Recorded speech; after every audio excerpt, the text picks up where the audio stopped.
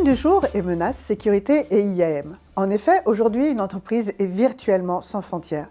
De nouveaux usages, de nouvelles contraintes font leur apparition dans le monde professionnel. Au cœur de ces changements, la transformation numérique. 81%. C'est le nombre d'entreprises qui ont mis en place un plan de numérisation fin 2021. Source, baromètre digital Flow, Inetum CSA. Et ce chiffre atteint les 100% dès qu'il s'agit d'entreprises de plus de 250 employés. En termes de valeur, le marché global de la transformation numérique devrait dépasser les 2 744 milliards de dollars en 2026, soit une progression de plus de 17% entre 2021 et 2026. À l'origine de cette croissance, l'avènement des IoT en entreprise, l'IA et le big data, mais c'est surtout la pandémie mondiale. Autre conséquence du Covid-19, 69% des travailleurs au niveau mondial désirent pouvoir travailler en mode hybride, estime le cabinet d'analyse SurveyMonkey. Et 45% sont même prêts à démissionner si ce choix ne leur est pas accordé. Des bouleversements du monde professionnel qui n'ont échappé ni aux cyberattaquants ni aux personnes mal intentionnées. 65% des experts sécurité interrogés par le cabinet d'analyse ESG ont noté une augmentation sensible des cyberattaques et les attribuent à la généralisation du télétravail. Une augmentation de 50% des attaques hebdomadaires en 2021 par rapport à l'année précédente ont été constatées sur des réseaux d'entreprises. Source Checkpoint Research. Selon le Data Breach Investigation Report de Verizon, les abus de privilèges, plus de 70%, et la mauvaise gestion de données, 20%, sont dans le top 3 des origines de violations. Et derrière ces types d'attaques se tient généralement le cybercrime, dans 80% des cas. Selon le SANS Institute, en 2021, sur un panel de 300 responsables, dont certains issus d'entreprises de plus de 5000 employés, 34% ont déclaré avoir été victimes d'un vol de données ou d'un dommage au sein de la chaîne d'approvisionnement du fait de personnes en interne qui abusent de leurs privilèges. Au-delà de ces quelques exemples de menaces qui pèsent sur l'entreprise, l'impact financier est également loin d'être négligeable. Le coût moyen d'une fuite de données est évalué aux alentours de 4 millions de dollars en 2021. Il a augmenté de 10% en un an, entre 2020 et 2021, soit un surcoût d'1 million de dollars. En cause, encore le télétravail et une transformation numérique en accéléré. Source Cost of Data Breach Report d'IBM.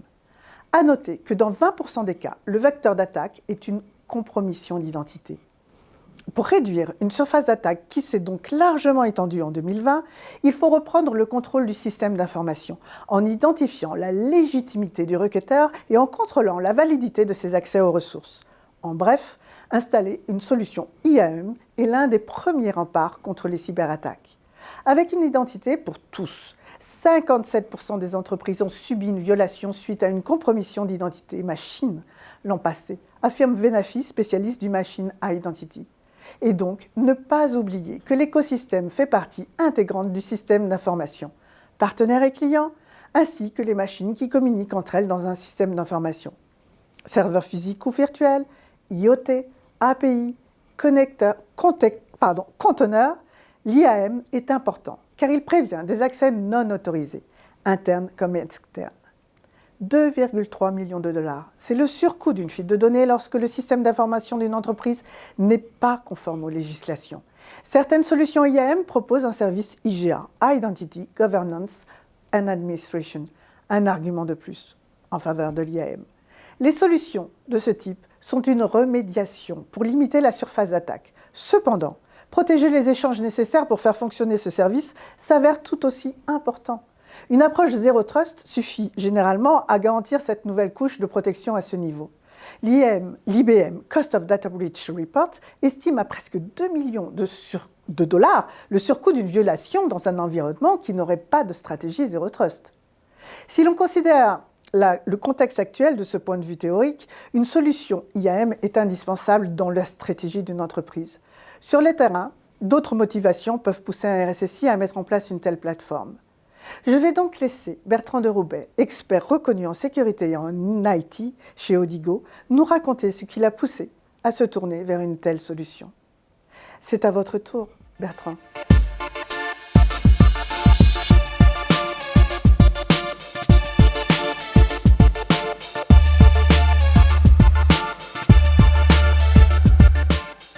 Odigo est un éditeur SICaaS de solutions de Contact Center as a Service qui fluidifie les interactions entre les grandes organisations et les individus grâce à une solution de gestion de centres de contact omnicanal d'envergure mondiale.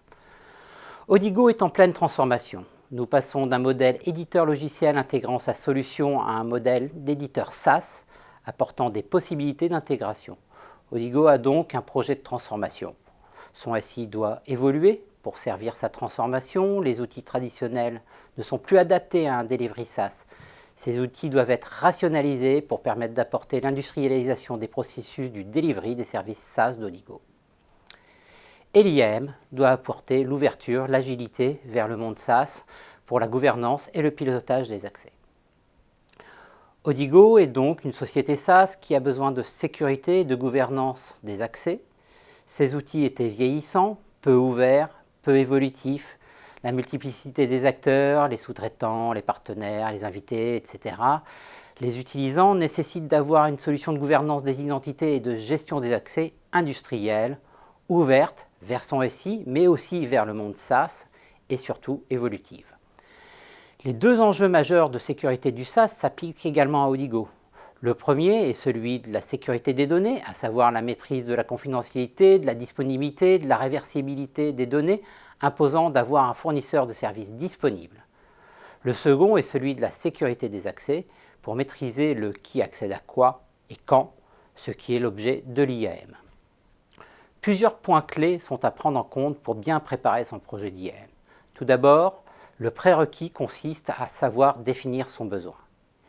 L'IAM est d'abord un sujet d'organisation, devant s'appuyer sur les processus de l'entreprise, et ensuite un sujet technique qui intègre toutes les briques technologiques du système d'information.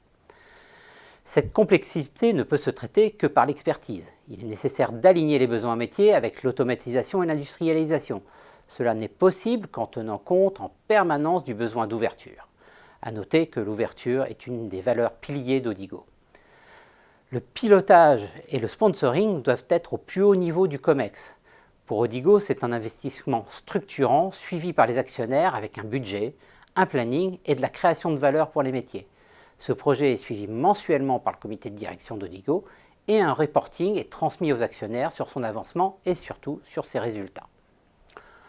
Au-delà de ces moyens, à mobiliser en interne, l'appel à des experts de l'IAM pour bien définir son besoin est aussi nécessaire pour savoir ce qu'il est possible de faire en tenant compte de ce qui existe sur le marché. Il ne faut pas avoir un besoin au niveau des étoiles sans que la fusée puisse décoller de la Terre. L'IAM ne doit pas être un projet de science-fiction. Odigo a besoin de s'appuyer sur Sogeti, a choisi de s'appuyer sur Sogeti pour collecter les besoins auprès des métiers, inventorier les solutions SaaS du marché, amenant de la valeur et proposer une feuille de route. Pour cela, il faut prendre son temps, choisir sa solution qui permet de s'aligner sur le besoin. Nous concernant, la phase d'étude a duré plus de 6 mois, octobre 2020 à mai 2021, et s'est déroulée par itération pour faire converger notre besoin avec les offres du marché. Notre choix s'est porté sur un prestataire qui agrège plusieurs solutions SaaS en un service guichet en mode SaaS, avec une facturation à l'identité. La solution est composée de 3 parties. La gouvernance des identités s'appuyant sur SailPoint, un annuaire Ping Directory hébergé sur Azure et un service SaaS de contrôle d'accès délivré par Ping. Ces 3 services SaaS sont exploités par un prestataire unique. La mise en œuvre est en cours et la livraison attendue pour juillet 2022.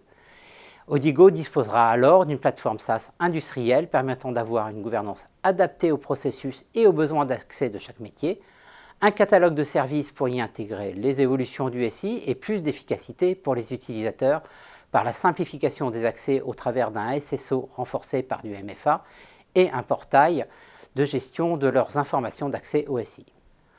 En synthèse, pour lancer son projet d'IAM, il faut en faire un sujet d'entreprise, c'est-à-dire travailler sur les processus, les risques pour l'entreprise, valoriser les bénéfices attendus, s'assurer de l'engagement de chacun et surtout de sa direction.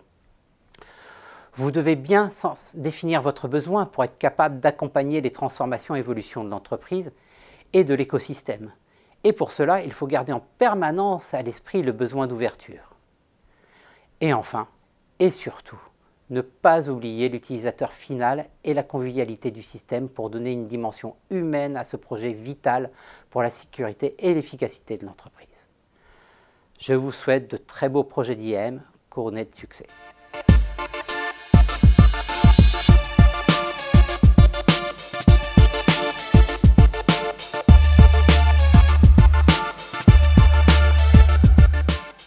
Voyons ensemble ce qui a changé ces dernières années autour de la mise en œuvre de ces projets de gestion des identités.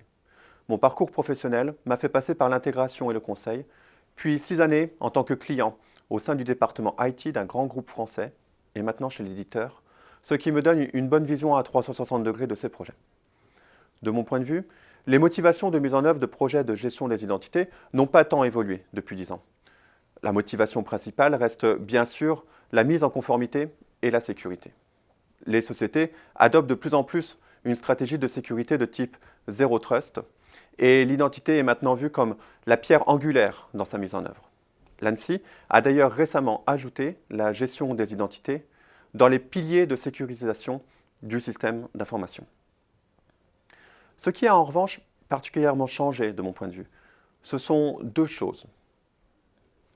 D'une part, on constate que les sociétés qui mettent en œuvre un projet de gestion des identités sont dans tout type de secteur d'activité, et quelle que soit la taille de l'entreprise.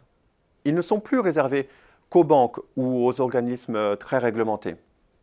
Pour quelles raisons?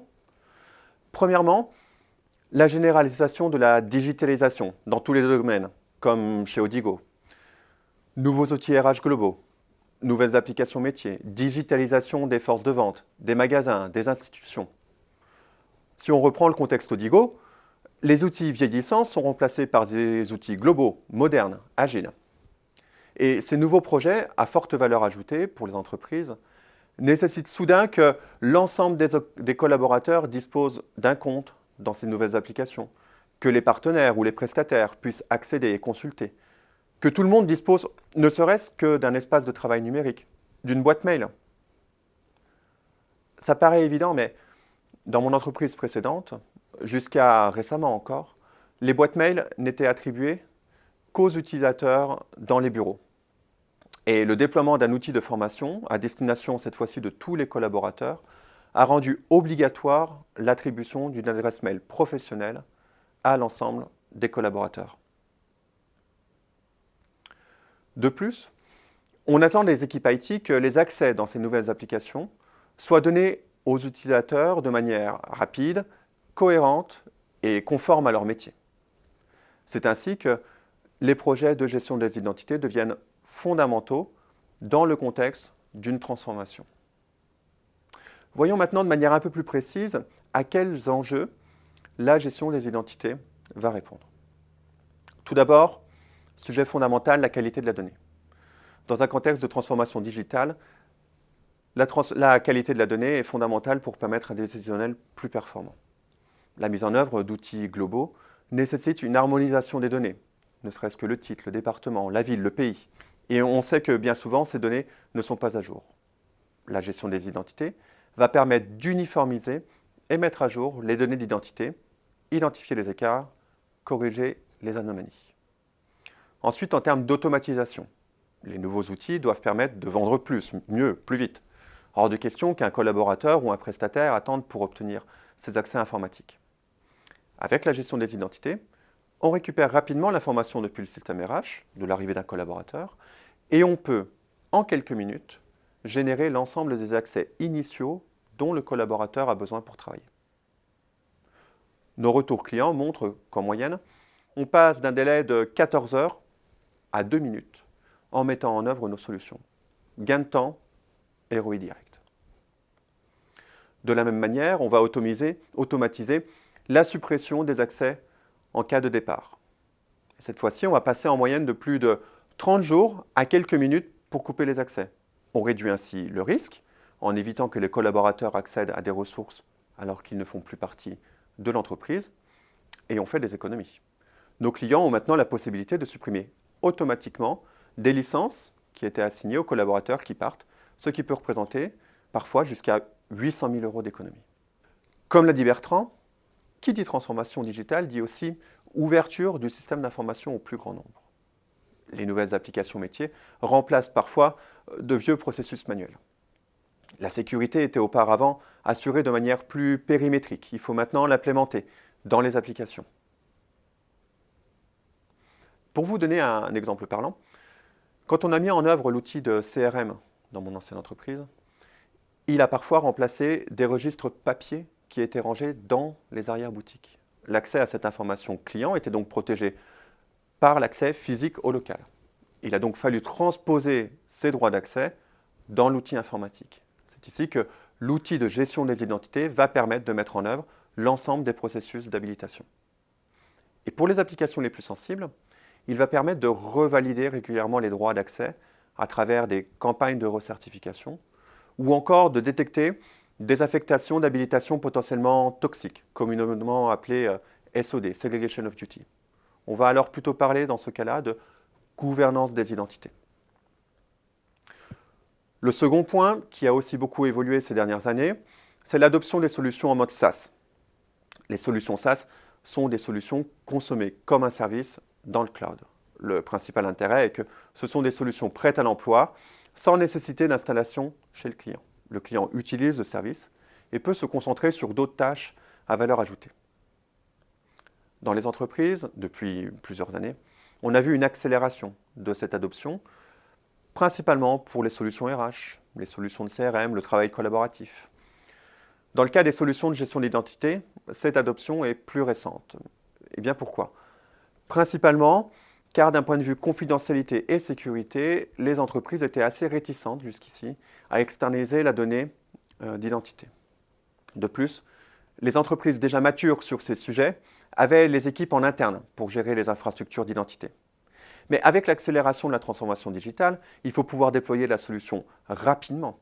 Et bien souvent, la gestion des identités est un sujet quelquefois un peu nouveau pour l'entreprise. Ils n'ont pas nécessairement les équipes formées en interne pour la mise en œuvre de ce type de solution.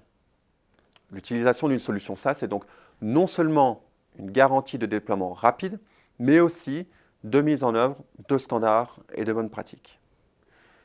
Les entreprises peuvent s'appuyer sur des solutions sécurisées de par même leur conception. On constate alors que l'utilisation de notre solution permet à nos clients d'être désormais opérationnels en 3 mois. La crise du Covid, avec la généralisation du télétravail, n'est pas non plus étrangère au choix d'une solution de gestion des identités en SaaS. Elle procure une simplicité de mise en œuvre quand les équipes techniques sont à distance.